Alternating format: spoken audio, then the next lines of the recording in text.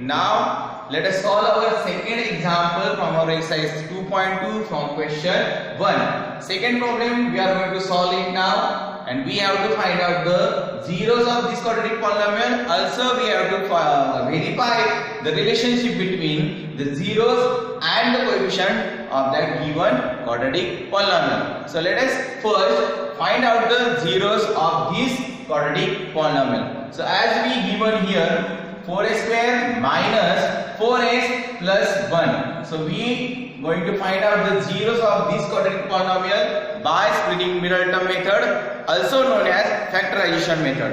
So using this method, so first let's solve this example. 4 into this constant term, that means 4 into 1 is equal to 4. So to split this middle term, I have to find out such a number that its multiplication should be 4 and its addition or subtraction should be minus 4. So if we take the minus 2 into minus 2, so our multiplication should be plus 4, and if we add minus 2 plus minus 2, then addition our should be minus 4. So here we are going to take that two numbers, that minus 2 and the minus 2. So let us split this middle term. So again 4s square minus 2s minus 2s plus 1. So here we split this middle term over here, minus 2s minus 2s. So again we have to find out the common things between that two terms. So if we take these two terms, so here 4s square and the minus 2s. So here we can take out 2s from this term and 2s from this term. So 2s is the common things, and inside the bracket what we got here, 2s. So here the 4, so again here we got the 2 and s square in the 2s, and here whole term is the taking out over here, so we got the minus 1 over here. Again in this term we have to take the 1 into common, because this term also 1 is the coefficient and this whole term also multiplied by 1 is the coefficient. So we are going to take out the minus 1 over here. So here we can write that minus 1 into minus 1. So from this term also we can take out the 1 and this sign, so minus 1 over here and the minus 1. So we are taking out minus 1 outside the bracket, and inside we got 2s minus 1. And now you know that from this whole term we have to take out the common bracket outside. So over here this 2s minus 1 is our common bracket. So we are going to take this out, 2s1 minus 1 we are taking outside, and again in another bracket we got 2s minus 1. So here we got that two bracket. So let find out the two zeros. So let 2s minus 1 is equal to 0 for this bracket, and or 2s minus 1 is equal to 0 for this bracket. So let's find out the first zero. So 2s minus 1. So taking that minus 1, this side is equal to 0 plus 1. So 2s is equal to 1 and s is equal to 1 upon 2. These two going to divide in this side. So we got here first zero is that s is equal to 1 upon 2 or 1 divided by 2. So as we know that it's our first zero, so let it's called as alpha. So we got alpha is equal to 1 upon 1 half. That means 1 upon 2. So we got here alpha is the 1 half. Now let us find out the beta. So again 2s minus 1 is equal to 0. Minus 1 going to that side. So 2s is equal to 0 plus 1. So 2s is equal to 1 and s is equal to 1 upon 2. So here we got that our second zero, and we call it as a beta. So we got beta is equal to 1 upon 2. So we also got here our second zero, that the beta. So here we find out our two zero, alpha is the 1 half and the beta is the 1 half. So we here solve our half part of the question, and here we find out the zeros of that quadratic polynomial. That is alpha is equal to 1/2 and beta is equal to 1/2. Now let's verify the relationship. Now let's verify relationship. So for verifying relationship, we have to find out the first coefficient of given quadratic polynomial. So let's compare this quadratic polynomial to our standard format of the quadratic polynomial. So our quadratic polynomial is 4s square minus 4s plus 1, and our standard format is x square plus bx plus c. Whenever we compare this quadratic polynomial to our standard format, then we got the value for the a is the coefficient of the s square is the x square, means here s square, that is the 4, then value of b is the minus 4, and constant term will be c is equal to 1. So here we got the coefficients, and also we had find out the zeros, that is alpha is equal to 1/2 and beta is equal to 1/2. Now we are going to verify the relationship. As we know that alpha plus beta, that means sum of two zeros, is equal to coefficient of x, that is minus b, and coefficient of x square, that is the a. The relationship we are going to verify over here. So alpha plus beta, alpha is the 1/2 as we find out over here, and beta is also equal to 1/2, then minus b. So our b is the minus 4. Our b is what? Minus 4, and again our a is the 4. That is the coefficient of the x square is the 4. So we are going to solve here 1/2 plus 1/2, that is the 2/2, and here minus 4 is the 4/4. So cut it out. 1 are 1 are 1 are 1 are. So 1 is equal to 1. So here we verify the relationship between sum of two zeros is equal to minus coefficient of x divided by coefficient of the x square. So we can write over here, hence verify. But we also verify the second relationship, that means the product of the two zeros, and as we know that product of the two zeros, that is alpha into beta, is equal to constant term c upon coefficient of x square, that is the a. Alpha into beta is equal to c upon a. So let us find out the product of two zeros. So as we know that product two zeros, alpha is equal to 1/2 into beta is equal to 1/2. C constant term will be the 1, and coefficient of x square is the 4. So 1/2 into 1/2. So here 1/2 2's are 4 is equal to 1/4. So again we here verify the product of two zeros is equal to constant term divided by the coefficient of the x square. So we can write over here, hence verify. So here we solve our second example, second problem.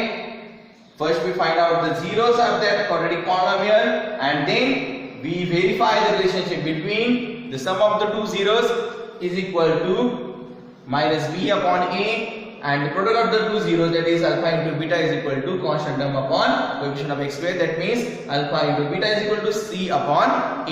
Also we verify the relationship between the zeros and the coefficient. So now dear students, we have to solve two examples at home and reply me personally on my WhatsApp number. So here I am giving you two examples. I hope so you understand this example and how to solve it. So I hope so you try it very well and solve it, and also reply me. So it's compulsory to each and every student. So all boys and girls, you must have to solve that problem and reply me. It's compulsory to you, all of you. Thank you very much. Please look out the practice example, write it down in your notebooks and solve and reply its photographs to me. Thank you. So now let's solve the fourth and the fifth problem from our exercise 2.2 chapter 2 polynomials, and we are now here solving the first question, and from first question we are going to solve that fourth problem for the example over here. So we given here 4u square plus 8u. So as we know that we have to find out the zeros of this quadratic polynomial first, and also we have to verify the relationship between the zeros and the coefficient. So let's find out the zeros for this quadratic polynomial. So as it's so simple, you think as it may be difficult, but it's so simple example. Whenever you look at it carefully, whenever we look carefully, then we know that 4u square and 8u. So here 4u is the common term. So in these we can find out, we can take out the 4u is the common thing. So 4u, if you take common from these two terms, so what we got inside? We got inside that u plus, here 4 into 2's, but that means 2, that u plus 2. So 4u, whenever we take out the 4u common, in the another bracket we got u plus 2. So now it's so simple. So we got here two terms, that 4u also and the u plus 2 also. So let 4u is equal to 0 or u plus 2 is equal to 0. So we can easily find out the two zeros for this quadratic polynomial. So u is equal to 0 upon 4. That we already know that 0 upon 4 is the 0. So here we got our first 0, that u is equal to 0. And we know that what we call it as, alpha. So alpha is equal to 0. We got here first 0. Alpha is equal to 0. Again, let's find out the second 0. U plus 2 is equal to 0. Transporting these two to that side. So u is equal to 0 minus 2. So u is equal to minus 2. So we got here our second 0. That is beta is equal to minus 2.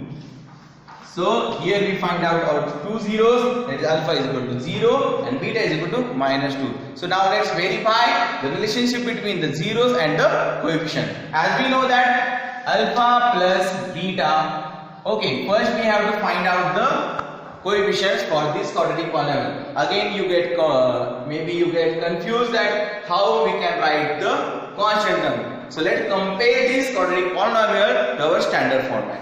So what we can write over here? So 4u square plus 8u, and our quadratic polynomial, so standard format is the x square plus bx plus c.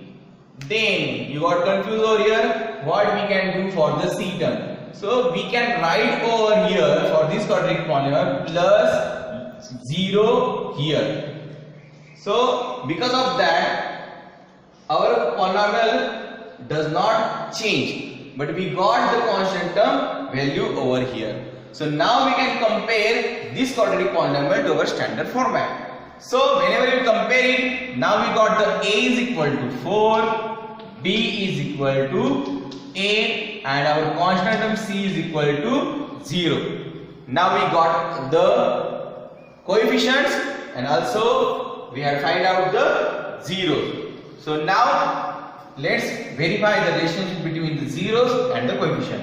So we know that alpha plus beta is equal to minus b upon a. So alpha we got as 0 plus beta we got as a minus 2 is equal to minus b. What is the value of b? B is the 8, and a, what is the value of a? Is the 4. Whenever we solve it as 0 plus minus 2 is equal to minus 2, and 4 ones are 1, 4 2s are 8. So here got as a minus 2. So here we verify, we easily verify the relationship between the zeros. So here we can write that hence verify. So now we have to find out the product of two zeros. So let's find out the product of two zeros. So alpha into beta is equal to c upon a. That is the product of two zeros equal to constant term upon coefficient of the x square. So let's also verify this product. So alpha into beta, alpha is our 0 into beta, beta is equal to minus 2 is equal to constant term is the 0, and again a is the 4. So when we multiply it, 0 into any term is the value is the 0, and 0 upon any term value is the 0. So here also we verify, so hence verify. So you can easily solve such kind of example whenever it comes in exam. So don't get confused, you can easily solve such type of example. Now again,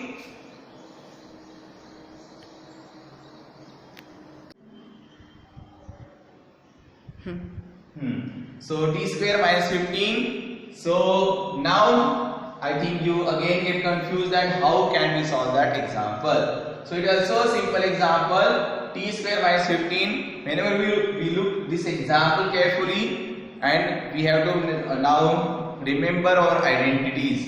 So if you know that our third identity is the a square minus b square is equal to a minus b and a plus b. Whenever we compare these things to that, so we can easily split that quadratic polynomial easily and take out the two common bracket. Whenever we compare, use the third identity over here, as we all know that this is our third identity, that a square minus b square is equal to a minus b in one bracket and a plus b in another bracket. So let's compare this problem.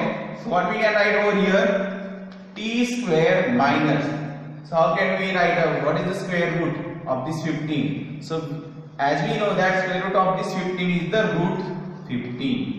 So we can write over here root 15 square, because we already know that root 15 into root 15 is equal to 15.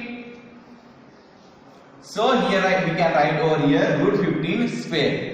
So we write over here root 15 square. So we easily now take out the two bracket for this quadratic polynomial.